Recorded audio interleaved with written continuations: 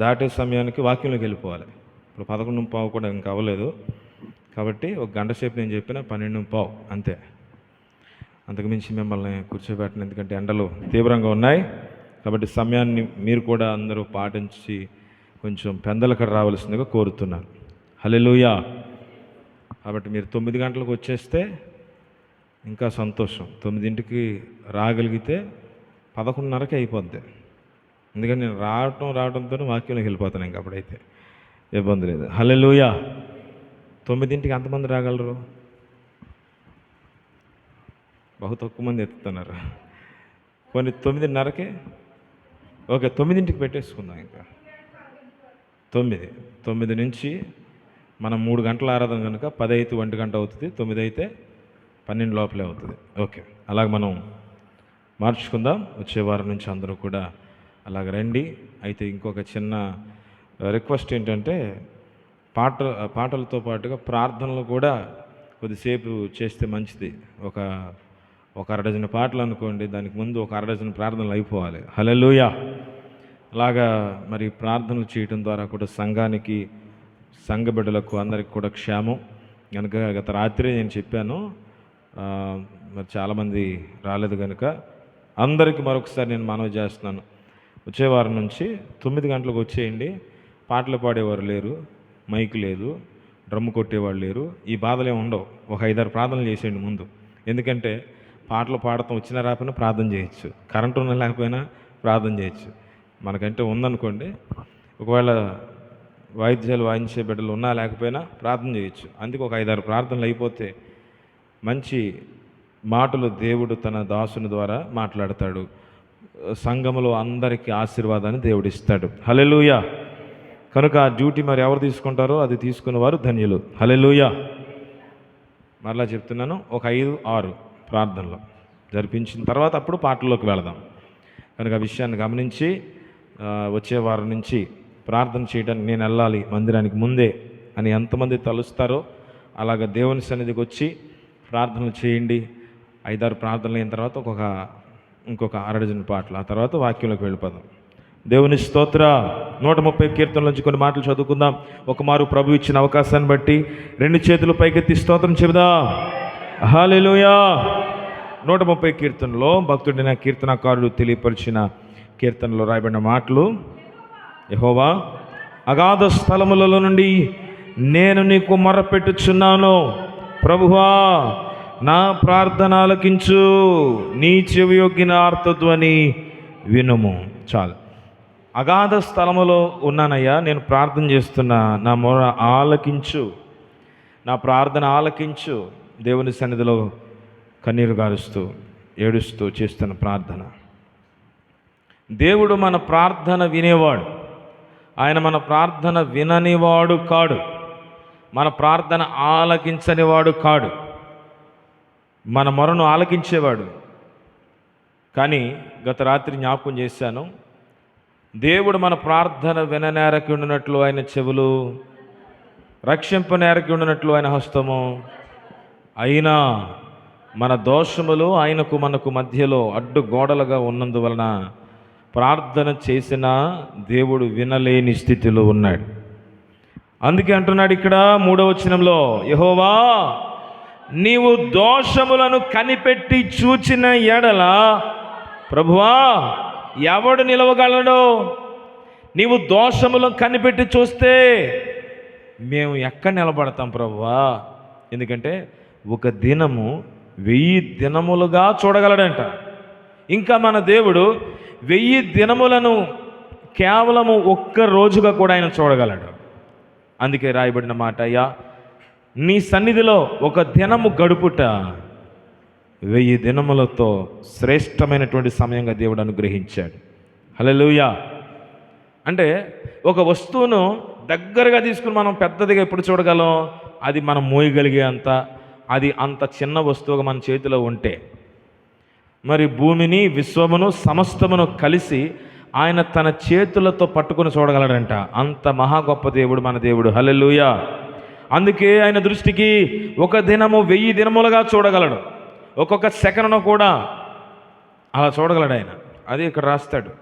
అయ్యా మా దోషములు, మా శాపములు, మాలో ఉన్న తప్పులు, మాలో ఉన్న పొరపాట్లు నీవు కనిపెట్టి చూస్తే ఎవడ నిలుస్తాడు ప్రభు? నీ సన్నిధిలో అందరం పారిపోవటమే.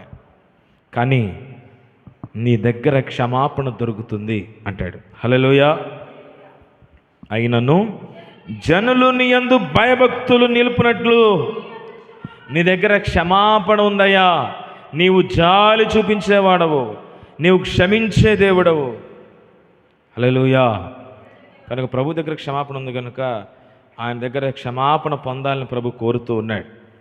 ఆయన ఇచ్చే క్షమాపణ పొందితే ప్రతి తప్పును, లోపమును ఆయన ప్రేమతో మనల్ని క్షమించి వాటన్నిటినీ ఆయన కప్పివేసి తన పరిశుద్ధ రక్తమును మన కొరకు కార్చాడు గనుక పరిశుద్ధులుగా, పవిత్రులుగా తన కొరకు ఆయన మార్చబోయే దేవుడు. హల్లెలూయా. బిగ్గరగా స్తోత్రం చెబుదా. హల్లెలూయా. దేవుని సన్నిధానంలో ఈ ఉదయకాలపు వేళలో ఈ ఆరాధనలో వాక్యాన్ని ధ్యానిస్తుండగా ఈ కీర్తనలో ప్రభు నా ప్రార్థన ఆలకించు, అగాధ స్థలములో నేను ప్రార్థన చేస్తున్నాను. జాలి, కనికరము ప్రభు చూపించాలని, ఆయన క్షమించాలని కోరుతూ చేసిన ప్రార్థన ఈ వాక్యంలో మనం చదువుతున్నాం. నెక్స్ట్ యూద పత్రిక ధ్యానాంశంలోకి వద్దాం. 10వ వచనం చదవండి. వీరైతే తాము గ్రహింపని విషయముల గూర్చి దూషించువారై వివేక శూన్యములకు మృగముల వలె వేటిని స్వాభావికముగా ఎరుగుదురో వాటి వలన తమ్మును తాము నాశనము చేసుకొనుచున్నారు. చాలు. ఈ వచ్చిన భాగాల్లో మనం చదువుతూ ఉండగా రాయబడినటువంటి మాట జాగ్రత్త గమనించాలి. వివేక శూన్యములకు మృగముల వలె వేటిని స్వాభావికముగా ఎరుగుదురో వాటి వలన తమ్మును తాము నాశనం చేస్తున్నారు. కొంతమంది అంటారు, అతను చాలా మంచోడండి, అతను చుట్టూ ఉన్నారే వాళ్ళే అతను చెడగొట్టేస్తున్నారు అనేవాళ్ళు కూడా లేకపోలేదు. మనం కూడా కొన్నిసార్లు అంటూ ఉంటాం. జాగ్రత్త గమనించాలి. ఇతరులు చెడగొట్టడానికి అవకాశం ఇచ్చింది ఎవరు? వాళ్ళ మధ్యలోకి వెళ్ళిన అతనే కదా. అతను వెళ్లకుండా ఉంటే వాళ్ళు ఎక్కడ చెడగొడతారు? జాగ్రత్త గుర్తుపెట్టుకోవాలి. మనం బ్రతుకుతున్నదే మూర్ఖుల మధ్యలో అని రాయబడింది వాక్యంలో. చీకటిలో మీరు ఉన్నారు, మీరు దీపంగా ఉండాలి, వెలుగై ఉండాలి అని దేవుడు కోరుతూ ఉన్నాడు. బాగా తెలిసిన సామెత, 6 నెలలు సహవాసం చేస్తే వాడు వీడు అవుతాడు, వీడు వాడు అవుతాడు అంటారు. కానీ వాడు వీడే అవుతాడు, కానీ వీడు వాడు అవడు. ఏమండి? పరిశుద్ధులు కూడా పాపాత్ములు అయిపోతారు, కానీ పాపాత్ములు ఎక్కడ పరిశుద్ధులు అవుతాడా? అది లోక సామెత కనుక మనం ఎన్నోసార్లు అలా చెప్పుకుంటాం. మరి ప్రభువుని ఎరిగిన వారు ఎరగని వారి మధ్యలోకి వెళ్ళి ఆళ్ళలాగా తయారయ్యే వాళ్ళు కనబడుతున్నారు. కానీ ప్రభువుని ఎరిగిన వారి మధ్యలోకి వచ్చి ఏ ఒక్కరైనా వీరి వలె అవగలుగుతున్నారా అంటే ఎవరి ప్రభావం ఎక్కువ? దుష్టుని ప్రభావం ఎక్కువ. అందుకనే బహు జాగ్రత్తగా ఉండాలి. ఇక్కడ అంటాడు, తమను తామే ఏమన్నాడు? నాశనము చేసుకుంటున్నారు.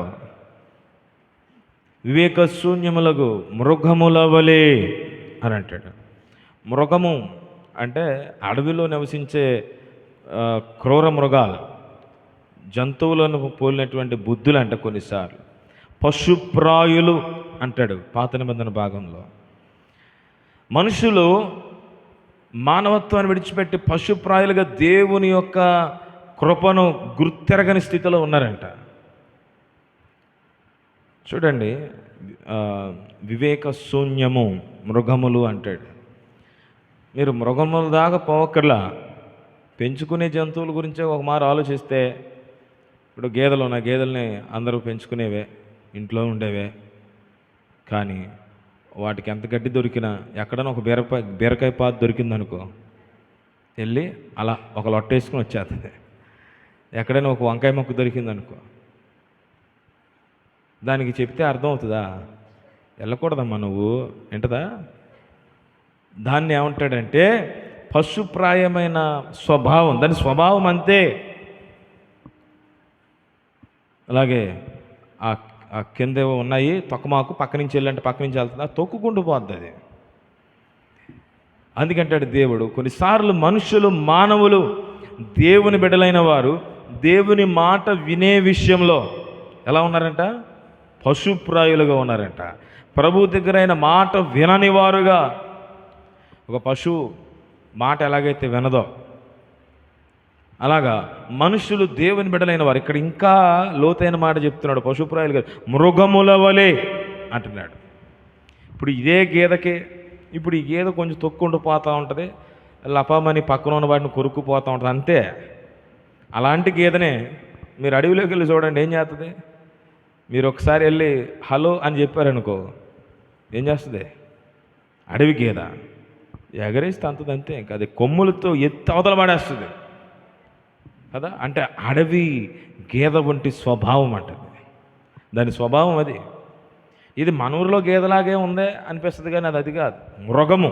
ఇది పశువు అయితే అది మృగం. అది జాగ్రత్తగా గమనించాలి. అంటే అలాంటి స్వభావం కలిగిన వారుగా ఉన్నారంట కొంతమంది. వాళ్ళని గురించి ఈ మాటలు రాస్తూ ఉన్నాడు. దేవుని కృపను ఎరగక, దేవుని ఉద్దేశాన్ని ఎరగక, దేవుని ఆలోచనలు గుర్తించక, మృగం వంటి స్వభావం కలిగి తమను తామే నాశనం చేసుకుంటున్నారంట. తమ జీవితాలను తామే నాశనం చేసుకునేవారు, తామే తమ కొరకు గుంటను తవ్వి పడిపోయినవారు. అలాంటి భయంకరమైన పరిస్థితులు ఉన్నవారిని గురించి రాయబడిన సంగతులు. వీరైతే తాము గ్రహించిన విషయముల గురించి దూషించేవారు, వివేక శూన్యములకు మృగముల వలె వేటిని స్వాభావికంగా జరుగుదురో వాటి వలన తమను తాము నాశనం చేసుకుంటున్నారు. స్వాభావికముగా అనే మాట అర్థం ఏంటంటే, వాళ్ళు ఏ సంగతులు అయితే తెలుసుకున్నారో వాటి ద్వారానే వారు నాశనం అయిపోతూ ఉన్నారు. అలాంటి వారుగా దేవుని బిడ్డలు ఉండకూడదని ఈ మాటలు ఇక్కడ రాయించాడు. అందరూ సరే స్తోత్రం చెప్తాం, హల్లెలూయా. జాగ్రత్తగా గమనించాలి.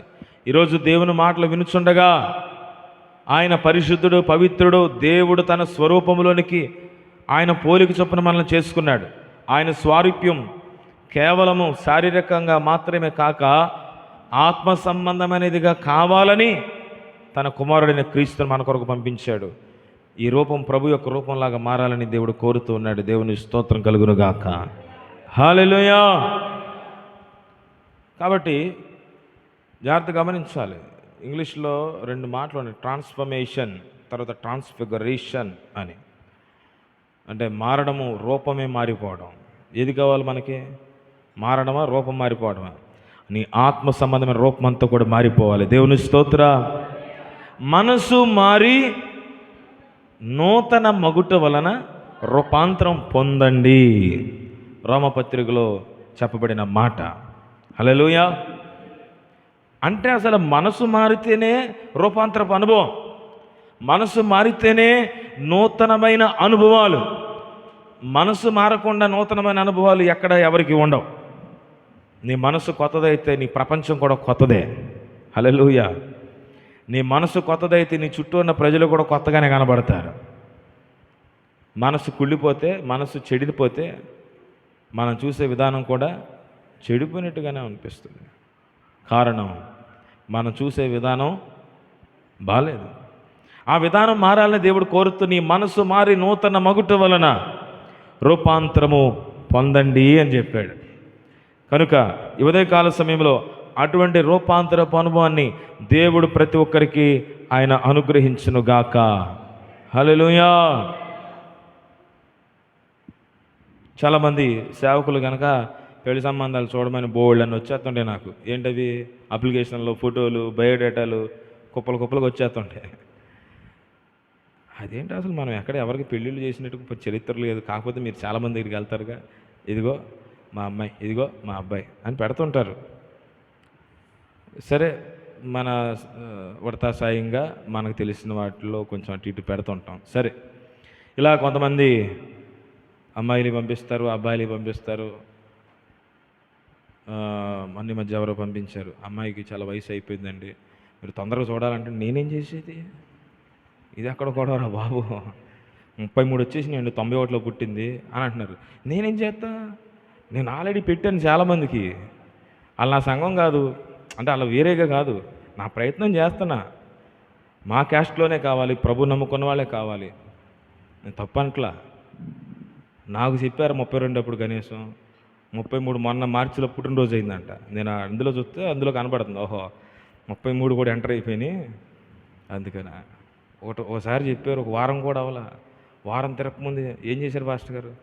అమ్మ ఏం చేస్తాం చెప్పానమ్మా. వాళ్ళు మన సంఘానికి రారు. ఆ 33 వచ్చిన పాప కూడా ఆవిడ రాదు మన దగ్గరికి. వాళ్ళు అసలు ఎక్కడ ఉంటారో తెలియదు. దేవుని స్తోత్రం. ఇలాగ ఉంటాయి కొన్నిసార్లు సేవకులు కష్టాలు. హల్లెలూయా. కనీసం 23 అప్పుడన్నా చెప్పుకుంటే ఏమన్నా ఈ లోపం తగిలేము. హల్లెలూయా. దేవుని స్తోత్రం. కొన్నిసార్లు అనిపిస్తూ ఉంటుంది, పాస్టర్ గారితో అంటున్నాను, నీకంటే పెద్దోళ్ళకి ఇంకా పెళ్ళిళ్ళు అవ్వక ఇంకా సంబంధాలు ఇంకా చూడమని వస్తూ ఉన్నారు చాలామంది. దేవుడు ఆశీర్వాదం ఉంది కనుక నీకు రైట్ టైంలో దేవుడు వివాహం చేశాడని అంటుంటా. దేవుని స్తోత్ర. కాబట్టి కొన్నిసార్లు దేవుని ప్రణాళిక గ్రహించగా, ఇలాగే కుర్రోడు తరపున ఇంకొక ఆయన మాట్లాడుతూ, చూడండి ఏమన్నా సంబంధం ఉంటే చూడండి, ఒక అమ్మాయిని చేసేద్దాం అన్నాడు. విషయం ఏంటంటే మనోడికి అన్ని లక్షణాలు బాల, అది నాకు తెలుసు, చూడండి చేసేద్దాం అని ఆయనకి తెలుసు. కానీ మా ప్లాన్ ఏంటంటే ఆడి చేత ఒప్పించాలి. దేవుని స్తోత్ర. అలాగే బ్రదరు చెప్దాం, ఎవరు ఉన్నారా మీ సంఘంలో అని అడుగుతుంటారు. వెళ్ళే మనకు పెద్ద ఒక 500 మంది సంఘం ఉన్నట్టు. హల్లెలూయా. లేరు కానీ చెప్దాం. మరి చేసుకోవడానికి నువ్వు అంతా సిద్ధంగా ఉన్నావా? నేను ఎప్పుడో సిద్ధమయ్య గారు అంటున్నాడు. మరి నువ్వంతా కరెక్ట్గానే ఉన్నావా? అన్నీ వదిలేసావా? మీకు తెలుసు కదండి, అది ఒకటే ఉంది, అది కూడా చాలా లిమిట్లో ఉంటుంది. ఎలా ఉంటుందంట? లిమిట్లో ఉంటుందంట. మళ్ళీ నీ లిమిటో, ప్రతి ఓడు తాగేవాడు ప్రతి ఓడు లిమిట్ అంట. మళ్ళీ చెప్పటం దానికి ఒక తొడుగు తగులుకొని లిమిట్. మేము చాలా పద్ధతి, డీసెంట్, జాగ్రత్తగా గమనించాలి. అప్పుడు నేను అడిగాను, లిమిట్ అంటున్నావు అంటే అసలు ఉంది కదా, మీకు తెలియదే ఉంది అయ్య గారు, మీకు తెలుసు కానీ. నాకు తెలుసురా బాబు, మరి అది వదిలిపెట్టేయాలిగా. అది వదిలిపెడితే అప్పుడు చూద్దాం. అసలు మీరు ముందు చూడండి, మీరు అంతా ఓకే అన్నాక అప్పుడు మానేస్తానంటున్నాడు. అమ్మాయి ఉంది రెడీ ఎంగేజ్మెంట్ అంటే అప్పుడు మానేస్తానంట. అంటే అప్పుడు దాకా పిలుస్తూ ఉంటాడు ఇక్కడ. జాగ్రత్త గమనించాలి. ఎందుకు చెప్తున్నానంటే, తమను తామే నాశనం చేసుకునే ప్రజలు, తాము నాశనమైపోతున్నామనే సంగతి వారికి తెలిసి కూడా కొంతమంది అపవాది హస్తాలకు తమను తాము అప్పగించుకొని భ్రష్టులైపోతున్నటువంటి ప్రజలు ఉన్నారు. గ్రహించుకొని నష్టాన్ని ఆపుకోవాలని దేవుడు కోరుతూ ఉన్నాడు. హల్లెలూయా. జాగ్రత్త గమనించాలి. తర్వాత ఏదో మాటల సందర్భంలో ఇంకో బ్రదర్తో మాట్లాడుతున్నాడు. అన్నీ ఒక సంబంధం వచ్చింది, అమ్మాయికి బ్రదర్స్ ఉన్నారు, వాళ్ళు మంచోళ్ళు కాదు, అందుకని ఆగిపోయి ఉన్నాడు. మరి నీకు మాత్రం మంచి అమ్మాయి కావాలి. వాళ్ళ తమ్ముళ్ళు వాళ్ళ అన్నలు కూడా ఎలా ఉండకూడదు? తేడాగా ఉండకూడదు. తేడాగా ఉన్నారనుకో, రేపు పొద్దున వీడు తాగొచ్చు, ఇంకేం లేదు ఇంకా. అప్పుడు అదే అడిగాం, నీవు సరి చేసుకుని దేవునిలో ఉంటావా? ఉండి అలాంటి మంచి సాక్ష్యం మేము విన్నప్పుడు అప్పుడు ఖచ్చితంగా చూద్దాం, దానికోసం నువ్వు ప్రార్థన చేయండి చెప్పడం జరిగింది. జాగ్రత్త గమనించాలి. అంటే అనేక మంది యొక్క ఆలోచనలు ఈరోజు కొంతమంది మా నాశనమును కోరుకుంటున్న వారు ఎవరో ఉన్నారు. మా కొరకు అనేక మంది ఇలా తలుస్తున్నారు. మా కుటుంబం నాశనం అయిపోవాలని, నేను నాశనం అయిపోవాలని, ఇలాగ అయిపోవాలని, అలాగైపోవాలని ఎవరెవరో ఆలోచనలు కలిగి ఉన్నారనే వారు కొంతమంది ఉంటారు, లేకుండా పోలేదు. గమనించాలి. వాక్యం ఏం చెప్తా ఉందంటే, ఇతరులు నీ కొరకు నాశనమును తలపెట్టేది ఉండొచ్చుగాక, కానీ దానికంటే మించి చాలా మార్లు అనేక మంది తమ నాశనమును తామే కొని తెచ్చుకుంటున్నారు. ఏది ప్రమాదం? ఇతరులు నాశనమును ఒకవేళ తలపెట్టిన దేవుడి కాలు పట్టుకుంటే ఆయన తప్పించేస్తాడు. హల్లెలూయా. శత్రువు ఎన్ని పనగాలు పనినా, శత్రు తలంపులు ఎన్ని హెచ్చుగా ఉన్నా, ప్రభువు నీ పక్షముగా ఉన్నప్పుడు వాటిని రద్దు చేసే దేవుడు. హల్లెలూయా. కానీ సమస్య ఎక్కడంటే చాలాసార్లు భక్తిపరులైన వారు, పరిశుద్ధులైన వారు, ప్రార్థనాపరులు, దేవుని వాక్యం పట్ల ఆసక్తి కలిగిన వారు వారే నాశనంలోకి పడిపోతున్నారు. ఆ నాశనం కూడా ఇతరులు కాదంట, తాము తెచ్చుకున్న నాశనం. కారణం వివేక శూన్యులై మృగము వంటి స్వభావం కలిగి దేవుని యొక్క కృపను గుర్తెరగక, ఆయన శక్తిని గుర్తెరగక, ఆయన ఆలోచనలు సరిగా అర్థం చేసుకోక, జాగ్రత్తగా గమనించాలి. ఈరోజు దేవుని వాక్యంలో వారిని గురించి ప్రభు చెప్తున్నాడు. ఇదిగో ఇలాంటి స్వభావం కలిగిన వారు ఉన్నారు, మీరు వారి వలె ఉండొద్దు, మీరు అలాంటి ఆలోచనలు కలిగి ఉండొద్దు, మీరు దేవునికి ఇష్టమైనటువంటి ప్రజలుగా ఉండాలి. హల్లెలూయా! మీరు దేవునికి ఇష్టమైనటువంటి ప్రజలుగా నడవాలి అని దేవుడు కోరుతూ ఉన్నాడు. ఉదయకాల సమయంలో దేవుని యొక్క ఆలోచనలను గుర్తెరిగిన వారమై, దేవుని యొక్క తలంపులను గుర్తెరిగిన వారమై, మనము ఎన్నడూ కూడా అపవాది మనల్ని గెలవాలని ఎంత కోరినా దేవుని సహాయం పొందుకున్నప్పుడు వాడిని రద్దు చేసేస్తాడు దేవుడు. మనము ఎన్నడూ కూడా మన నాశనమును మనం తెచ్చుకునే వారుగా ఉండకూడదు. మన తప్పటడుగులు, మన యొక్క దోషములు, మన యొక్క తప్పులు, మన యొక్క పాపములు నాశనములకు తీసుకుని వెళ్ళేవిగా ఉండటానికి ఎంత మాత్రం కూడా వీల్లేదు. హల్లెలూయా! నీకు విరోధంగా రూపించబడిన వాటిని గురించి నీవు తలంచాల్సిన పనిలే, ఎందుకంటే వాటిని తీసివేయగలిగిన దేవుడు ఉన్నాడు ఆయన. కాబట్టి ఎవరు ఎన్ని నీ గురించి అనుకున్నా, ఎవరు ఎన్ని ప్రయత్నాలు చేస్తున్నా, మరొకరి గురించి ఆలోచన అసలు నీకు ఎన్నడూ కూడా దేవుని బిడ్డవైతే ఉండటానికి వీలు లేదు. హల్లెలూయా! ప్రభు ఎలాగైతే అక్కడ చెప్పాడో అన్యులైన వారు వాటిని గురించి ఆలోచిస్తారు. ఇతరులు ఏదో నీ కోసం చేసేస్తున్నారు, వాళ్ళేదో నీ కోసం తలంపులు కలిగి ఉన్నారు. అన్యులు వాటిని గురించి ఆలోచిస్తారు కనుక ఇంటి ముందే ఒక పటం పెడతారు. ఏం పటం అది? యంత్రం అంట. విన్నారు మీరు ఎప్పుడన్నా? ఏంటది? యంత్రం. ఏం మంత్రాలు ఉన్నాయో కానీ జాగ్రత్తగా గమనించాలి. అంటే మనుషుల గోల ఏదో తగిలేస్తుందని, ఇంకేదో అయిపోతుందని. ఈరోజు నేనేం చెప్తున్నానంటే, ఇతరుల గోల ఏమో కానీ నీ నాశనము చాలాసార్లు నీ చేతిలోనే ఉంది, మన పతనం మన చేతిలోనే ఉంది. మనము సరిచేయబడిన వారమే. వివేకంగా పశుప్రాయులుగా కాకుండా దేవుని మాట వినగలిగితే దేవుడు మనల్ని అభివృద్ధిపరచడమే చేస్తాడు తప్ప శత్రువు చేతికి నిన్ను అప్పగించడు. హల్లెలూయా! అందుకే ఆ సంగతిని మనం గ్రహించగలగాలి. రూపింపబడుచున్నా ఏ ఆయుధముండినను, రూపింపబడుచున్నా ఏ ఆయుధముండినను నాకు విరోధమై వర్ధిల్లదూయని చెప్పిన మాట సత్యం. ప్రభువు చెప్పిన మాట సత్యం. కృపలను తలంచుచు, కృపలను తలంచుచు ఆయుష్కాలమంతా ప్రభుని కృతజ్ఞతతో స్తుతింతున్. ఆయుష్కాలమంతా ప్రభుని కృతజ్ఞతతో స్తుతింతున్. సర్వోన్నతుడైనా నా దేవునితో చేరి, సర్వోన్నతుడైనా నా దేవునితో చేరి సతతము తన కృప వెల్లడి చేయ శుద్ధులతో నిల్పెను. ఇలాలో శుద్ధులతో నిల్పెను. సతతము తన కృప వెల్లడి చేయ శుద్ధులతో నిల్పెను. ఇలాలో శుద్ధులతో నిల్పెను. కృపలను తలంచుచు, కృపలను తలంచుచు ఆయుష్కాలమంతా ప్రభుని కృతజ్ఞతతో స్తుతింతును. ఆయుష్కాలమంతా ప్రభుని కృతజ్ఞతతో స్తుతింతును. హల్లెలూయా. ఏం చేయాలని పాడుతున్నాం ఇక్కడ? కృపలను తలంచుచు ఆయుష్కాలం అంతా ప్రభుని కృతజ్ఞతతో స్తుతించడమే మన పని. హల్లెలూయా.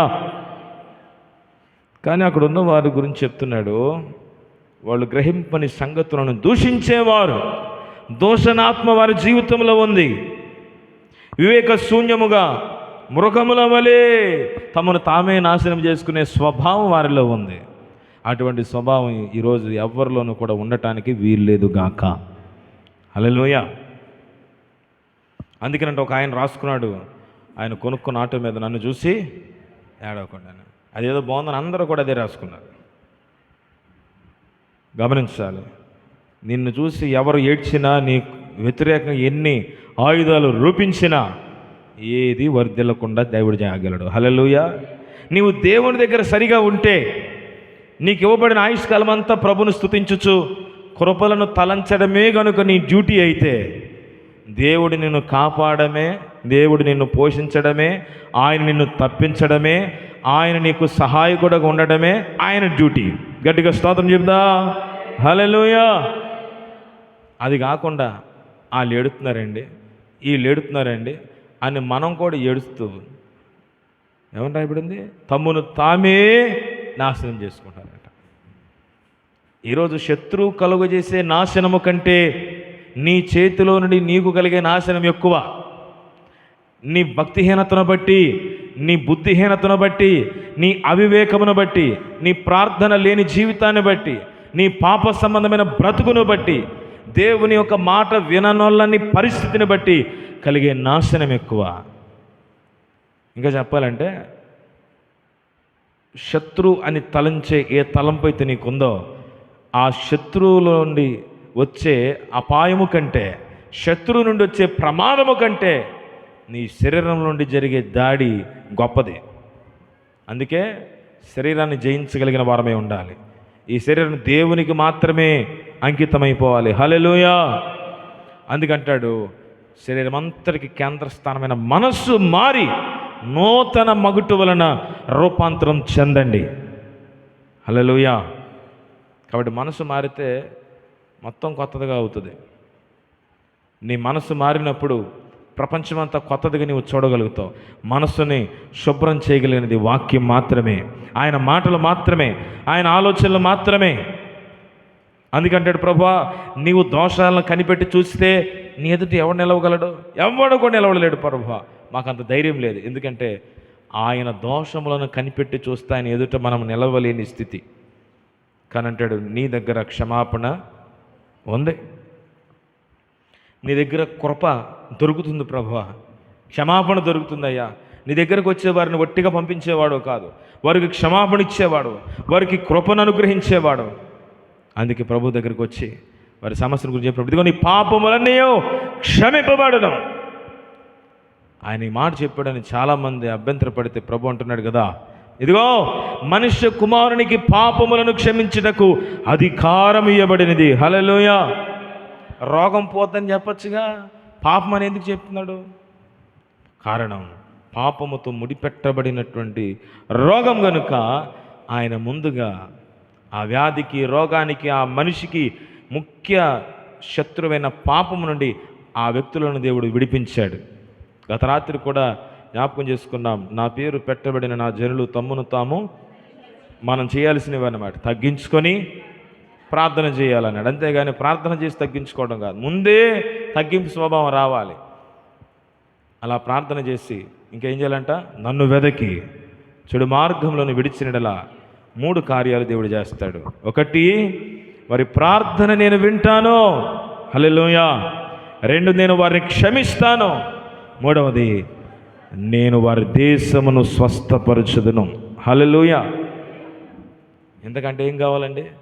దేవుడు మన ప్రార్థన వినడం కావాలి, ఆయన మనల్ని క్షమించడం కావాలి, ఆయన మనల్ని బాగు చేయడం కావాలి. అవునన్న వారి బిగ్గరగా స్తోత్రం చెబుదా.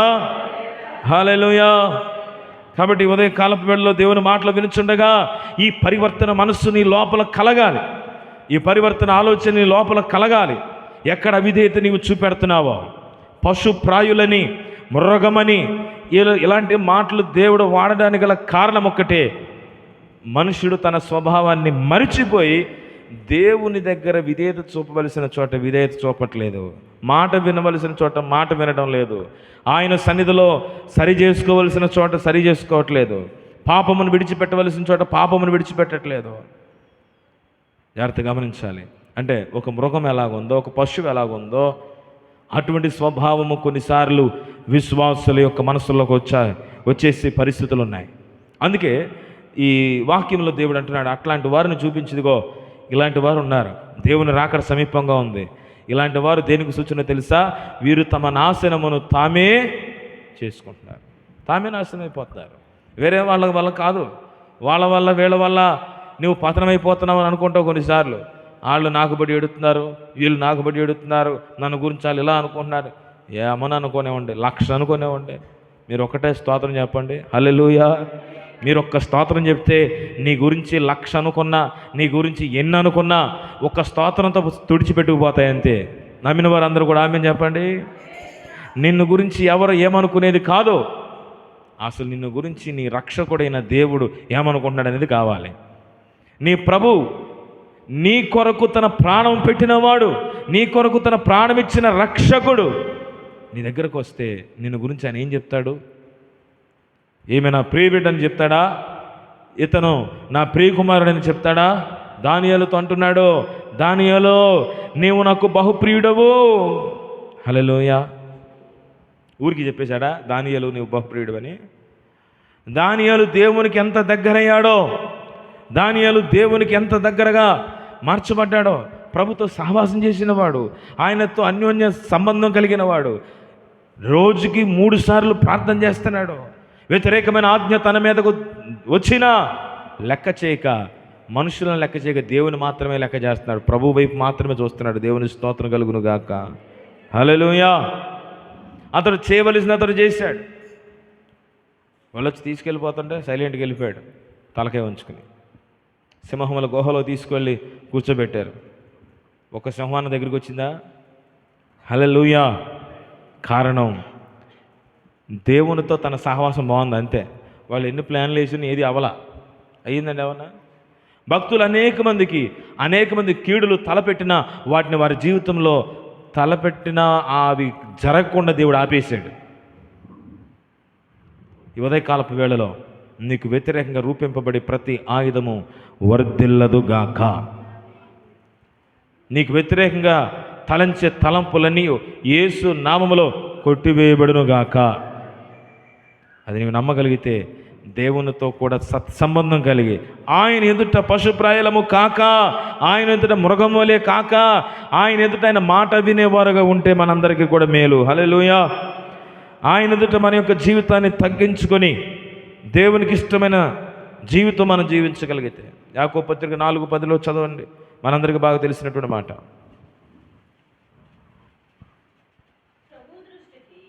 ఎవరి దృష్టికి అండి? జాగ్రత్త గమనించండి. దేవుని దృష్టికి, ప్రభు దృష్టికి మిమ్మల్ని మీరు తగ్గించుకోండి, ప్రజల దృష్టికి కాదు. హల్లెలూయా. అందరూ సరే స్తోత్రం చెప్దా. హల్లెలూయా. కొంతమంది ప్రజల దృష్టికి తమను తాము తగ్గించుకుంటారు. ఏం చేస్తారు? ప్రజల దృష్టికి తగ్గించుకుంటారు. ఒకసారి ఒక పాస్టర్ గారు ఇలాగ అన్నారు, నువ్వు కారులో తిరుగుతుంటే నిన్ను చూసి నాకు కూడా కారులో కొనలేక కాదు, తిరగాలనుంది కానీ ధైర్యం చేయలేకపోతున్నాను. ఎందుకంటే కానుకలు పెరుగుతాయి తగ్గుతాయా? మరి మీరేం చెప్తారు? కానీ ఆయన ఏమన్నాడంటే తగ్గుతాయి అన్నాడు. ఎందుకనంటే పాస్టర్ గారు కారు ఉంది, ఇంకేంటి ఆయనకి, కారులో తిరుగుతున్నాడు ఆయన ఇచ్చేవాళ్ళు కూడా మానేస్తారు, అందుకే ధైర్యం చేయకుండా మానేసి ఆయన తీసుకోలేదు అన్నాడు. హల్లెలూయా. చెప్పరేంటండి? దేవుని స్తోత్రం. మీ గురించి కాదుగా నేను చెప్పేది, మరి చెప్పరేంటి? దేవుని స్తోత్రం చెప్తాం. హల్లెలూయా. ఇంకో పాస్టర్ గారు అన్న సంగతి చెప్తుంటే హల్లెలూయా బాగానే ఉంది. 4:10 చదువుతున్నాం, ప్రభు దృష్టికి తగ్గించుకోండి అన్నాడు కదా. ఎవరి దృష్టి తగ్గించుకోవాలి? దేవుని దృష్టికి తగ్గించుకోవాలి. కనుక ఒకవేళ నేను కారు కొనకుండా ఇంకా లేకపోతే ఇంకా డొక్కు బండి ఒకటి వేసుకుంటూ అలా కూడా చేయొచ్చు, పెద్ద విషయం కాదు. చేయలేమా? ఎందుకు చేయలేము? మనుషుల దృష్టి కాదు, ఉన్నదానిలో మనం సంతృప్తిగా దేవుని మహింపరచాలని దేవుడు కోరుతున్నాడు. ఒకవేళ అలా కనబడటానికి, కానీ దేవుని దృష్టికి దీనులమై ఉంటే ఆయన హెచ్చరించడం మొదలు పెడతాడండి. దేవుని స్తోత్ర. మనుషులు ఎవరు ఏదో అనుకుంటున్నారని, వాళ్ళు ఎవరు ఏదో అనుకుంటున్నారని కోటా బియ్యం తినకపోతే, అంటే తినటం మంచిదేలేండి. ఇప్పుడు అంతా ఉల్టా అయిపోయింది కదా. కోటా బియ్యం కాస్త సన్నబియ్యం కాస్తంటారు, వాడు రెండు తినాలంట. దేవుని స్తోత్ర. అంటే కొంతమంది ఇతరుల గురించి తాము ఇబ్బంది పడేవాళ్ళు ఉంటారు, వాళ్ళ గురించి చెప్తున్నాను నేను. అలా వేరే వాళ్ళ దృష్టికి మీరు ఏదో తగ్గించేసుకుంటే అది అసలు లెక్కే కాదు. ఎవరి దృష్టి తగ్గించుకోవాలి? ప్రభు దృష్టిలో నువ్వు తగ్గాల. ఆయన దృష్టిలో నీకు పొగరు ఉండకూడదు. ఆమేన్. ఆయన దృష్టిలో నీకు అతిశయం ఉండకూడదు. ఆయన దృష్టిలో నీకు గర్వం ఉండకూడదు. ప్రజల దృష్టిలో తగ్గించుకోవడం పెద్ద విషయం కాదు. ఆ కాసేపు షో చేస్తే అయిపోయింది అంతే. హల్లెలూయా. కానీ దేవుని దృష్టికి తగ్గించుకుంటే మనస్సు ఎరిగిన వాడండి, మన ఆలోచన ఎరిగిన వాడు, ఆయన హెచ్చింపజేస్తాడు. దేవుని స్తోత్ర. ఆ మధ్య ఒకసారి ఫోన్పేలో 60 రూపాయలు ఉన్నాయని చెప్పి పాస్టర్ గారు స్టేటస్ పెట్టాడు. పెడితే నేను అన్నా, నా పరిస్థితి కూడా ఇదే అంటే, పెట్టేయండి అయ్యగారు అంటున్నాడు. భలే వాళ్ళు, నేను పెట్టలేను నిన్న అన్న. పర్లేదండి, తెలుసుకోవాలిగా మన విశ్వాసులు అన్నాడు. నాకు అవసరం లేదు, తెలుసుకోవాల్సిన అవసరం లేదు, తెలుసుకునే ఆయన ఉన్నాడు, మనకు అవసరం లేదు లేండి అన్న. దేవుని స్తోత్ర. కానీ అన్నాడు, ఏమో ఎందుకో నాకు మాత్రం పెట్టాలనిపించిందని పెట్టేశాను అన్నాడు. అంటే అసలు బ్యాంక్ బ్యాలెన్స్ ఎంత ఉంది అని పెట్టుకో. నాకు కూడా ఆయన చెప్పిన తర్వాత నుంచి చాలాసార్లు పెట్టాలనిపిస్తుంది, కానీ పెడతల్లా. దేవుని స్తోత్రం. చాలాసార్లు అవకాశం వస్తుందంటే ఖాళీ అయిపోతున్నాయిగా అవకాశం వచ్చేది. ఆయన అన్నీ చూసేవాడు ఆయన ఉన్నాడు కదా. ఆయన దృష్టిలో మనం ఉండాలి తప్ప ప్రజల దృష్టి కాదు. హల్లెలూయా. అందరూ ఒకసారి బిగ్గరగా స్తోత్రం చెప్దాం. చదవండి, అక్కడ ఏమన్నాడు? మీరు ప్రభువు దృష్టికి మిమ్మును మీరు తగ్గించుకోనండి, అప్పుడు ఆయన మిమ్మును హెచ్చించును. Humble yourself before the lord and he will exalt you. ఆయన ఎదుట మీరు తగ్గితే చాలు. ప్రజల ఎదుట తగ్గించుకొని, అంటే ప్రజల ఎదుట కూడా ఉండాలి. అక్కడేదో మనం గీర చూపించేసి గర్వంగా ఉండాలని కాదు. ఎప్పుడైతే మనం దేవుని ఎదుట తగ్గామో ప్రజల ఎదుట కూడా దీనులుగా నడిచే అవకాశం దేవుడు ఇస్తాడు. దీనుల భూమిని స్వతంత్రించుకుంటానని రాయబడింది. కాబట్టి ఇంకా ఆత్మలో దీనత్వం కలిగిన వారు, ఆత్మలో దీనులైన వారు ధన్యులు, పరలోక రాజ్యము వారిది అంటాడు. గట్టిగా స్తోత్రం చెప్పండి. కాబట్టి భౌతికమైన దీనత్వమే కాదు, దేవుని ఎదుటి దీనత్వం కావాలి, ఆత్మలో దీనత్వం కావాలంట. నీ ఆత్మలో దీనత్వం, నీవు దీనురాలుగా, నీవు దీనుడుగా దేవుని సన్నిధిలో తగ్గించుకునే మనసు మనం కలిగి ఉంటే అప్పుడు ప్రభు అంటాడు, నీ కొరకు రూపించే ప్రతి ఆయుధము నేను నాశనం చేసేస్తా. హల్లెలూయా. నీ పక్షముగా నేను యుద్ధం చేస్తాను. ఇంకొక మాట మనం చదువుకుందాం వాక్యంలో నుండి. ద్వితీయోపదేశకాండం 28:10 చదవండి. ద్వితీయోపదేశకాండం 28వ అధ్యాయము 10వ వచనంలో రాయబడిన మాట.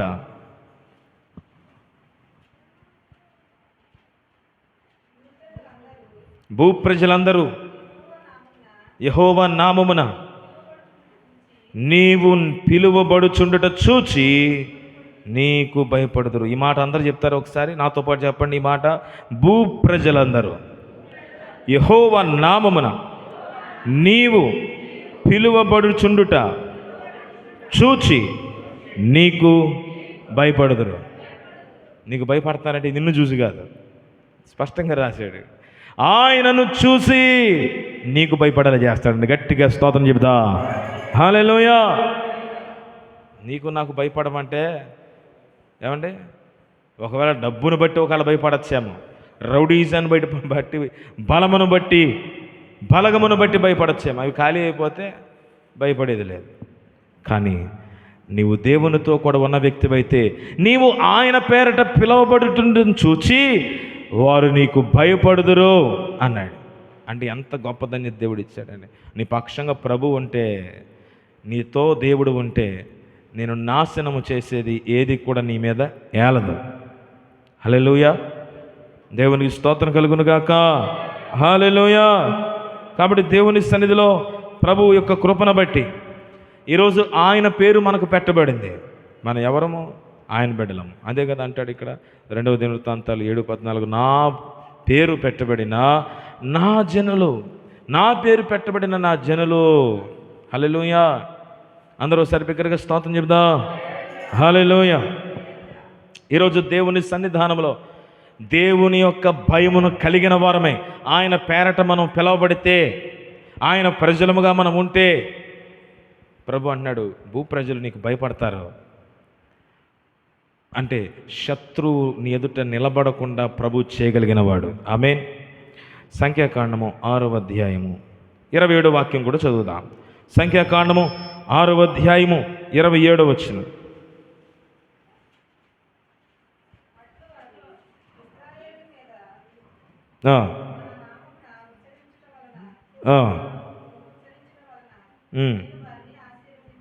ఇశ్రాయేలీయుల మీద నా నామమును ఉచ్చరించుట వలన నేను వారిని ఆశీర్వదించెదను. Hallelujah. So they shall put my name on the Israelites. నా పేరు ఇశ్రాయేలీయుల మీద ఉంది గనుక, నా పేరు, నా నామము వారికి పెట్టబడింది గనుక నేను వారిని ఆశీర్వదించెదను. హల్లెలూయా.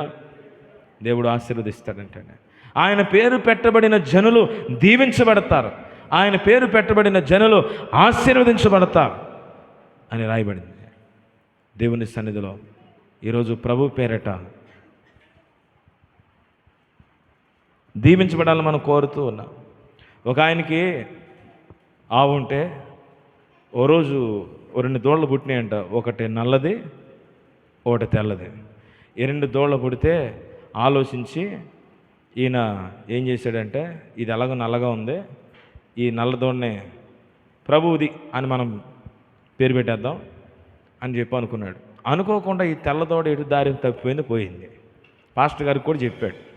ఏమని? నల్ల దూడ పెరిగి అది కనుక మంచిగా అమ్ముడైతే ఆ ధనము మీకే అని చెప్పాడంట. ఎందుకంటే సేవకులుగా ప్రార్థన చేశారు కనుక. కానీ తెల్లదూడది మాత్రం దాని ఆదాయం కానీ దాని రాబడి కానీ అంతా నేను ఉంచుకుంటానండి, ఒకటి మీకు ఒకటి నాకు అన్నాడు. దినాలు గడుస్తామంటే ఈ తెల్లదోడ ఎటు తప్పిపోయింది, పోయింది. ఇప్పుడు ఎవరిది పోయింది? ఆయనది పోయింది. హల్లెలూయా. అందుకన్నాడు. అందుకే నేను ఇదే అనుకున్నాను. దేవుని స్తోత్రం. అయితే ఇప్పుడు ఈయన ఏమంటాడంటే, అయ్యగారు మీ కొరకే నేను అనుకున్నాను ఏదోడనే, తెల్లదోడనే. తెలుపు మరి పరిశుద్ధతకు సాదృశ్యం కనుక మీరు కూడా తెల్లటి బట్టలు వేసుకుని వస్తారు కనుక తెల్లదోడ మీకే అనుకున్నానండి. ఈయనకి అర్థం కావట్లేదు, ఈయన చెప్పింది వేరేది కదా, ఈయనంటే ఇలాగ మాట మారుస్తున్నాడు. ఆయన గొడవ పెట్టుకోగలడా? పెట్టుకోలేడు కదండి. కొన్నిసార్లు విశ్వాసులు ఏది చెప్తే తలగూపి వెళ్ళిపోవాలి. ఖచ్చితంగానండి మీకోసమే. కాబట్టి ఇప్పుడు ఏం చేస్తారని మీరు ప్రార్థన చేయండి. ఏం చేయాలి? ఉపవాసం ఉండి ప్రార్థన చేసి ఆల్ నైట్ ప్రార్థన కూడా పెట్టి మీరు ప్రార్థన చేయండి. ఆ దూడ దొరకాలా, అది మీకు ఇవ్వాలా. ఇప్పుడు పాస్టర్ గారికి ఎంత అలా పెట్టాడు. దేవుని స్తోత్రం. దొరకకపోతే ఏమంటాడు? దేవుడిది అనుకున్నాను, దేవుడే తీసుకుని వెళ్ళిపోయాడు అంటాడు. అసలు అనలేదు, ఉల్టా చేస్తాడు, మాట మార్చేస్తాడు. జాగ్రత్త గమనించాలి. ఇశ్రాయేలీయుల మీద నా పేరు పెట్టబడింది కనుక నేను వారిని ఆశీర్వదిస్తాను. అతనికి తెలుసు మనసులో ఇది దేవుడిది అన్నాను కనుక దీన్ని ఎవరు కాపాడారు? దేవుడు కాపాడాడు. ఇది నాది అని అనుకున్నాడు కనుక అది తప్పిపోయిందంట. సరే, ఇప్పుడు అలా దూడలో మనకేం వద్దులే కానీ, అంటే కొంతమంది ఆలోచనలు దేవుని దగ్గర సమర్పణ చేసుకునే విధానం, ప్రభువు దగ్గర తీసుకునే నిర్ణయాలు అలాగ ఉంటాయి. ఎవరికి పెట్టినా పెట్టబడిన మనకు ఆయన పేరు పెట్టబడాలి. ఆమేన్. ఆయన చెప్పినట్టుగా మనం ఆయన వారము కావాలి. హల్లెలూయా. ఇప్పుడు గత వారం విన్నాం, మోషే శరీరం గురించి ఒక యుద్ధం జరిగింది. ఈ శరీరం నాది అంటే సాతానుగాడు వచ్చాడు, ఈ శరీరం నాది అంటాడు. అసలు వాడికి ఏం సంబంధం? వాడేమంటాడంటే నేరారోపణ చేస్తున్నాడు. బండతో మాట్లాడమంటే కొట్టాడుగా, కోపం చూపించాడుగా, ఒకసారి 2 సార్లు అది కూడా చూపెడుతున్నాడు. మోషే శరీరం గురించి అంత గొడవ జరిగితే మరి మన శరీరాల గురించి ఎంత గొడవలు జరిగిపోతాయో. హల్లెలూయా. మన మీద నేరారోపణలు చేయాలంటే సాతానుగాడు ఎన్ని నేరారోపణలు చేస్తాడో. అందుకే బహు జాగ్రత్త కలిగిన వారమే యేసయ్య పేరు పెట్టబడిన మనము ఆయనకు మాత్రమే సమర్పించుకున్న వారమై బ్రతుకుదుముగాక. సాతానుగాడికి అవకాశం లేకుండా దేవుని కొరకు మాత్రమే మనం బ్రతుకుదుముగాక. హల్లెలూయా. అందుకే ప్రభు అంటే నా పేరు వారికి పెట్టబడింది, ఇశ్రాయేలు ప్రజలు నావారు. ఇప్పటికి ఎన్ని యుద్ధాలు జరుగుతున్నాయో అయినా వారిని ఎవరు కూడా గెలవటం వాళ్ళ తరం కావట్లేదంట. చాలా భయంకరం పరిస్థితులు. అంటే దేవుని రాకడ కొరకు సిద్ధపడాలి అని అంటే ఇవన్నీ జరగాలి, అల్లకల్లోలు జరగాలి. అలాగే దేశం మీదకి దేశం, రాజ్యం మీదకి రాజ్యం, యుద్ధములు, కరువు, ఇవన్నీ బైబిల్లో ప్రభు చెప్పాడు. మళ్ళీ అంటాడు ఆయన లాస్ట్లో అప్పుడే అంతం రాదు అంటే ఇంకా జరుగుతాయి ఎక్కువైపోవాలంట. యేసయ్య చెప్పిన మాటలు ఇవన్నీ కూడా. కాబట్టి వీటన్నిటి మధ్యలో ఇంకా రాబోతున్న దినాల్లో ఇంకెంత భయంకరంగా ఉంటాయో, మనం ఈ దినాల్లో బ్రతికి సజీవులుగా ఉండి ఇంకా కొంతవరకు క్షేమం కలిగి దేవుని ఆరాధిస్తున్నామంటే అది కేవలము దేవుని కృప. హల్లెలూయా. కానీ రేపొద్దున ఎలక్షన్స్ వస్తూ ఉన్నాయి. మరి గత 2 సార్లు కూడా భయపడినట్టుగానే ఒకవేళ మన దేశాన్ని పరిపాలించే ప్రభుత్వం క్రైస్తవులకు అనేక మందికి వ్యతిరేకంగా పనిచేస్తూ ఉంది. మొదటి 5 సంవత్సరాల్లో అలాగే పనిచేశారు. ఆ తర్వాత 5 సంవత్సరాల్లో ఇంకా భయంకరమైన పరిస్థితులు వచ్చాయి. ఇక మణిపూర్ గురించి వాటి గురించి చెప్పనవసరం లేదు. మనం ఎన్నో ప్రార్థనలు చేస్తూ వచ్చి మనం కూడా అలాంటి భయంకరమైన పరిస్థితుల మధ్యలో, అలాగే మందిరాలు ఎక్కడున్నాయి, ఎక్కడెక్కడ ఎంతమంది సంఘానికి వస్తున్నారు అనే డేటా కూడా ఆల్రెడీ వెళ్ళిపోయింది. ఈ సంఘం గురించి కూడా వెళ్ళిపోయి ఉంటుంది. ఇక్కడ వాలంటీర్లు ఎవరైతే ఉన్నారో వాళ్ళు కనీసం ఏదో ఒకటి రిపోర్ట్ ఇచ్చే ఉంటారు. ఇప్పుడు కరోనా టైంలో ఒక సర్వే జరిగింది. పాస్టర్ గారులకు 5,000 ఇస్తామన్న ఆ ముసుగులో ఇది జరిగిందనమాట. 5,000 ఇచ్చే సంగతి పక్కన పెడితే ఎక్కడెక్కడ ఎన్ని మందిరాలు ఉన్నాయి, ఎక్కడెక్కడ ఎంతమంది పాస్టర్లు ఉన్నారు, ఎంతమంది విశ్వాసులు వస్తారు, ఇవన్నీ కూడా ఒక డేటా అంతా కూడా కేంద్రం సేకరించేసింది రాష్ట్రం నుంచి. కాబట్టి అక్కడ ఆజ్ఞాపిస్తే ఇక్కడ చేయాలి, తప్పదు. అయితే ఇప్పుడున్న పరిస్థితుల మధ్యలో బహు భయంకరమైన పరిస్థితులు వారు ముందే చెప్పేశారు. ఏంటంటే 370 గనుక వస్తే రాజ్యాంగంలో మార్పులు చేసేస్తాం అని చెప్పారు. డాక్టర్ బిఆర్ అంబేద్కర్ రచించిన ఆయన అందులో ఒక ముఖ్యమైన వ్యక్తిగా ఉన్నాడు. ఇలా అనేక మంది రూపశిల్పులు, రూపకర్తలు నిర్మించిన రాజ్యాంగం ఉండబట్టే ఈరోజు సువార్తను ప్రకటించగలుగుతున్నాం, బైబిల్ పట్టుకుని తిరగగలుగుతున్నాం, మీటింగులు పెట్టుకుని చక్కగా మనం ఆరాధించుకుంటున్నాం. ఇలాంటి మార్పులు అంటే ఇటువంటివి లేకుండా వీటికి ఆటంకాలుగా ఉండే కొన్ని ఆజ్ఞలు, కొన్ని జీవోస్, కొన్ని రూల్స్ తీసుకురావడానికి ఇప్పుడున్న కేంద్ర ప్రభుత్వం సన్నాహాలు మొదలుపెట్టింది. దానిలో భాగంగా 370 కనుక వాళ్ళకు వస్తే అవసరమైతే రాజ్యాంగాన్ని కూడా మార్చివేయగలిగిన సత్తా వారికి ఉందంటాడు. ఎవరో కూడా వారికి ఏమీ చేయలేండి, అంత బలం. అంట ఎంపీలు అనమాట, ఎంపీ సీట్లు. ఎంపీలు ఎన్ని ఎక్కువగా కేంద్రానికి వెళ్తే అంత. అందుకనే కేంద్రం ఇప్పుడు పరిపాలించే కేంద్రానికి ఒక ఎంపీ కూడా వెళ్ళకుండా ఉండాలని ప్రార్థన చేయాలి. ప్రార్థన ఒకటేనా, నెక్స్ట్ వేసేటప్పుడు కూడా అదే ఆలోచించుకోండి. దేవుని స్తోత్రం కలుగునుగాక. ఎంపీ ఇంకా ఎమ్మెల్యే గురించి మాట్లాడతలా. ఎమ్మెల్యే అది నాకు తెలియదు, అది మీ ఇష్టం. ఎమ్మెల్యే ఎవరు వచ్చినా మనకి ఇబ్బంది లేదు, ఎవరు వచ్చినా మనకు ఒరిగేది లేదు. కానీ కేంద్రంలో ఎంపీలు ఉండటం వల్ల వాళ్ళకి బలం ఎక్కువైపోయి క్రైస్తవుల మీద ఇంకా రకరకాల పద్ధతులు చేయటానికి అవకాశాలు ఉండే పరిస్థితులు ఉన్నాయి. ఎందుకంటే ఇప్పుడు 10 ఏళ్ళ బట్టి ఉన్నారు, తిరుగులేని, ప్రపంచంలో ఎదురులేని ఒక గొప్ప నాయకుడు అని చెప్పి నరేంద్ర మోడీకి చాలా భయంకరమైన పేరు వచ్చేసింది. కొద్ది రోజుల కిందట జనవరి గ్రహం స్టెయిన్స్ చనిపోయిన రోజునే రామ మందిరం ఒకటి ఏర్పాటు చేసి అదే రోజున వాళ్ళు ఓపెన్ చేశారు. దేనికి సంకేతాలు ఇవన్నీ? కాబట్టి కొంతమంది హైందవులే అంటున్నారు ఏమనంటే, ఒక ప్రభుత్వం ఒక దేవుని గురించి పరమోడి చేయడం ఎక్కడా కూడా లేదు. కాబట్టి జాగ్రత్త గమనించాలి. అలాంటి భయంకరమైన పరిస్థితులు ఉన్నాయి కనుక క్రైస్తవులమైన మనము వివేకము కలిగి దేవుని సన్నిధిలో ప్రార్థించాలి. ప్రార్థించడమే కాకుండా ఒక ఎంపీ కూడా బీజేపీకి వెళ్లకుండా చూడాలి. దేవుని స్తోత్రం కలుగునుగాక. అది రెండోది అది మీ ఇష్టం, అది నాకు సంబంధం లేదు, అది మీ అభిమానం, మీ ఇష్టం. దేవుని స్తోత్రం. దాని గురించి అసలు డిస్కషన్ కూడా అనవసరం. ఎంపీది మాత్రం చాలా అవసరం. ఎందుకంటే 370 అంట.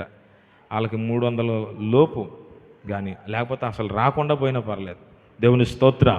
ఎందుకంటే రాజ్యాంగమును మార్చాలనే తపన వారిలో ఉంది. వాళ్ళు ముందే పెట్టారు బయట. కాబట్టి చాలామంది క్రైస్తవులు ఈరోజు ప్రార్థన చేస్తున్నారు. చాలామంది క్రైస్తవ నాయకులు కూడా దీని గురించి మాట్లాడుతున్నారు. కాబట్టి సంఘములో దాని గురించి కూడా చెప్పవలసి ఉంది కనుక నేను చెప్తున్నాను. కారణం ఏంటో తెలుసా? ఆయన పేరు పెట్టబడిన జనులు చేసే ప్రార్థన. అయితే గతంలో ఒక సాక్ష్యం విన్నాను. ఏమంటే దేవుడు అనుమతిస్తే మనం ఏం చేయలేం. ప్రభు చిత్తం అనుకోండి, ఆడికి 450 వచ్చేస్తాయేమో. మొత్తం ఎన్నో నాకు తెలియదు, కానీ ఏంటంటే 400 పైన ఉన్నట్టున్నాయి కదా. ఒకవేళ 400 పైన వచ్చేసినా కూడా ఆశ్చర్యపడక్కర్లా. కానీ మనం చేయాల్సింది కూడా ఉందిగా. ఇప్పుడు ఎస్తేరు తెలుసుకుంది, 3 దినాలు ఉపవాస ప్రార్థన పెట్టింది, వెళ్ళి ప్రార్థన చేసింది కదా. తెలిసి ఇంకా ఆమె ఎక్కడుంది? రాజు దగ్గరే ఒక రాణిగా ఉంది. నేనట చేస్తున్నా, ఆయనకు వ్యతిరేకంగానే తప్పించేసుకోవచ్చు. అలా చేయలా. నా జనుల కోసం నేను ప్రార్థన చేస్తానంది. హల్లెలూయా. కాబట్టి మనం బాగానే ఉన్నాం కదండి, మన శాతం అనుకోవద్దండి. ఇప్పుడు మనం ఎంత సేఫ్గా ఉన్నామో రేపు పొద్దున జరగబోయే పరిస్థితులు అంత వ్యతిరేకంగా రాబోతున్నాయి. అందుకే వాటిని మనం ఎదిరించాలంటే ఇప్పటి నుంచి మనం ప్రార్థన చేయాలి. రెండవది, మీరు కూడా ఇతరులకు చెప్పండి, అర్థం చేసుకునే వాళ్ళకి చెప్పండి. మళ్ళీ పోట్లాట్లొద్దు. దేవుని స్తోత్రం. మీకు తెలుసా, ఇలాంటి పరిస్థితుల గురించి ఒక ఇంట్లోకి ప్రార్థన చేస్తే వెళ్తే వాళ్ళ అబ్బాయి ఒక ఆయన ఫ్యాను, నేను చెప్పను పేర్లు, మళ్ళీ ఫ్యాన్ అంటే మళ్ళీ అది అనుకునేవారు అభిమాని. వాళ్ళ నాన్నగారు ఇంకొక ఆయనకి అభిమాని. నేనేమన్నానంటే తండ్రి ఒక అభిమాని, కొడుకు ఒక అభిమాని, ఇది బాగానే ఉంది అని అన్న. అంతే. వాళ్ళ అమ్మంటది రెచ్చిపోయి ఇంకొక మాట అంటుంది. ఆవిడ ఇంకొకరు అభిమాని అంట ఆవిడ. నాకు చాలా వింతగా అనిపించింది. అంటే ఇంట్లో ముగ్గురు అంటే ముగ్గురు 3 పార్టీలు ఓట్లు వేసుకుంటారా అనిపించింది.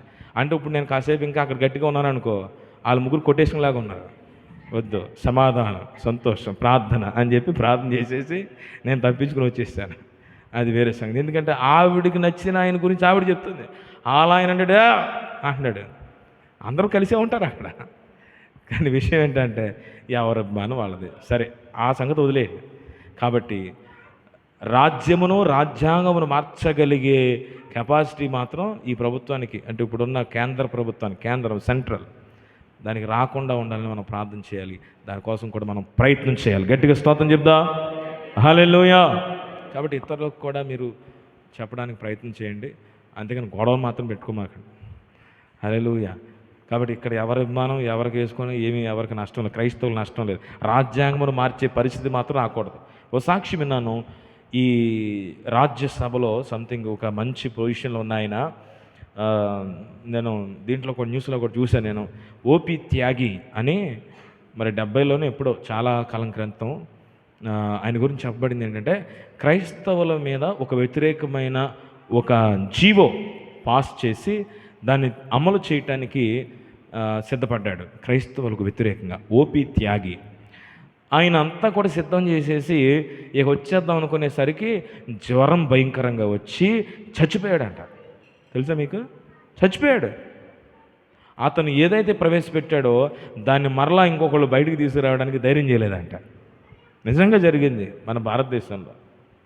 ఎప్పుడో సంగతులు కాదు, ఒక 40 ఏళ్ళ క్రితం అనుకుంటా జరిగిన విషయం. 40-45 సంవత్సరాలుగా ఒక ఆయన చెప్తుంటే విన్నా. నేను కూడా నిజమా కాదా అని నెట్లో సెర్చ్ చేస్తూ వచ్చింది. ఓపి త్యాగి క్రైస్తవులకు వ్యతిరేకంగా ఒక జీవనం జారీ చేయడానికి వస్తే, అది జారీ చేయడానికి సిద్ధపరుచుకున్న కొద్ది రోజుల్లోనే అతను చనిపోవడం జరిగింది. ఆ బిల్లు ఈ రోజుకి కూడా కేంద్రంలో పాస్ అవ్వాలి. గట్టిగా ఒకసారి స్తోత్రం చెప్పండి. హల్లెలూయా. అందుకే ఇప్పుడు మనం ఏం చేయాలి? ప్రార్థించాలి. మన దేశం కొరకు మనం ప్రార్థించాలి, మన సంఘము కొరకు ప్రార్థించాలి, మన ప్రజల కొరకు మనం ప్రార్థించాలి. ఎందుకో తెలుసా? మనము దేవుడు ఆయన పేరు పెట్టబడిన ప్రజలము గనుక. హల్లెలూయా. మనం ఎప్పుడు ప్రార్థన చేస్తాం? మనం ఎంతసేపు మన కోసం వాళ్ళు ఏడుతున్నారు, వీళ్ళు ఏడుతున్నారు, ఈ ఏడుపు తప్ప. నీ కొరకు ఎవరు ఏడిసినా నీకు నష్టం లేదు. హల్లెలూయా. నీ కొరకు ఎన్ని ఆయుధాలు వ్యతిరేకంగా రూపించినా నీకు నష్టం లేదు. దేవుని స్తోత్ర. ఇర్మియాలో అంటాడు, దేశమును గురించి చింతించేవాడు ఒకడును లేడు కనుక దేశము పాడాయను. నీ గురించి కాదు, దేశం గురించి చింతించు, సంఘము గురించి చింతించు, నీ గ్రామం గురించి చింతించు, నీ ప్రజల గురించి నీవు చింతించాలి. నీకేదో నష్టం కలుగుతుందని కాదు, నీ నష్టములన్నీ కూడా నా ప్రభు రద్దు చేయగలిగిన వాడు. ఆమేన్. ఎందుకంటే నువ్వు దేవుని చేతిలో ఉంటే నువ్వు ఎవరి గురించి చింతించాలి? ఇంకా నీవు ప్రభు చేతిలో ఉంటే నీవు ఎవరి గురించి బాధపడాలి? ఇంకా నీవు దేవుని చేతిలో ఉన్నావు గనుక, నీవు ప్రభు చేతిలో ఉన్నావు గనుక నీ గురించి కాక నీ దేశం కొరకు, నీ ప్రజల కొరకు నీవు చింతిస్తే ఇంకా దేవుని ప్రేమని ఎరగని ప్రజలు ప్రభు దగ్గరికి రాగలుగుతారు. ఆమెను చెప్పండి. ఇంకా దేవుని ఎరగని వారు దేవుని సన్నిధికి రాగలుగుతారు. నీవు వారి కొరకు ప్రార్థించగలిగితే, వారికి దేవుని ప్రేమను చూపించగలిగితే, ఆయన గురించిన సాక్ష్యము నీవు ప్రకటన చేయగలిగితే, ఆయన గొప్పవాడని, ఆయన పేరు పెట్టబడిన నిన్ను చూసి దేవుని సన్నిధికి రాగలుగుతారు. ఆ పని మనం చేద్దామని ఈ మధ్యాహ్నపు వేళటి గొప్ప కృప, దీవెన, ఆశీర్వాదం మనందరికీ దేవుడు సమృద్ధిగా అనుగ్రహించును గాక. మోకరించండి, రెండు చేతులు పైకెత్తి ప్రభు సన్నిధిలో ప్రార్థన చేద్దాం. మా ప్రభువా, యేసయ్య మాకు సహాయకుడవు నీవే. కృప చూపు నాయనా, బలపరచు యేసయ్య. తండ్రి మీకు స్తోత్రములు. ప్రార్థిద్దామండి, ప్రార్థించుకుందాం.